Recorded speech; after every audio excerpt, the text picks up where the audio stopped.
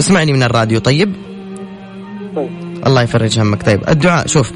قول: يا ودود يا ذا العرش المجيد يا فعالا لما تريد، لك الحمد ولك الشكر على جميع النعم، اللهم لك الحمد كما ينبغي لجلال وجهك وعظيم سلطانك، اللهم يا حي يا قيوم صل على محمد وعلى آل محمد كما صليت على إبراهيم وعلى آل إبراهيم إنك حميد مجيد. يا رب يا رب يا رب أسألك بعزك الذي لا يرام وبملكك الذي لا يضام وبنورك الذي ملأ أركان عرشك، يا مغيث أغثني يا مغيث أغثني يا مغيث أغثني. ثم تذكر حاجتك: اللهم اقضي عني الدين، اللهم فرج عني ما أنا فيه، اللهم تمم لي أمور حياتي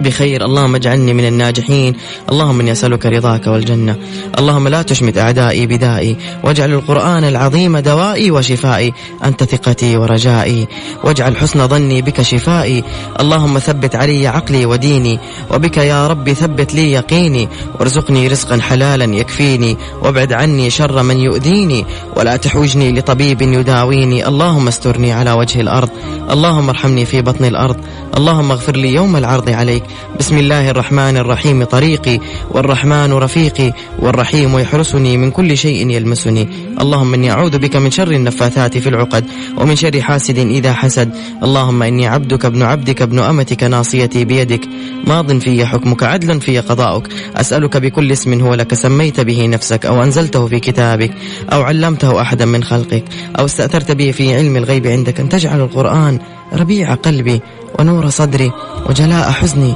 وذهاب همي، اللهم يا مسهل الشديد ويا ملين الحديد ويا منجز الوعيد ويا من هو كل يوم في أمر جديد، أخرجني من حلق الضيق إلى أوسع الطريق، بك أدفع ما لا أطيق، ولا حول ولا قوة إلا بالله العلي العظيم. أسألك اللهم بقدرتك التي حفظت بها يونس في بطن الحوت، ورحمتك التي شفيت بها أيوب بعد الابتلاء، يا رب العالمين، يا رب ألا تبقي لي هما ولا حزنا ولا ضيقا ولا سقما ولا دينا إلا فرجته وقضيته، وإن أصبحت بحزن فأمسيني بفرح، وإن نمت على ضيق فيقظني على فرج، وإن كنت بحاجة فلا تكلني إلى سواك، وأن تحفظني لمن يحبني وتحفظ لي أحبتي، اللهم إنك لا تحمل نفسا فوق طاقتها، فلا تحملني من كرب الدنيا والحياة ما لا طاقة لي به، وباعد بيني وبين مصائب الدنيا وتقلب حوادثها كما باعدت بين المشرق والمغرب، اللهم بشرني بالخير وبشرني بالخير وبشرني بالخير عاجلا غير آجل يا رب العالمين.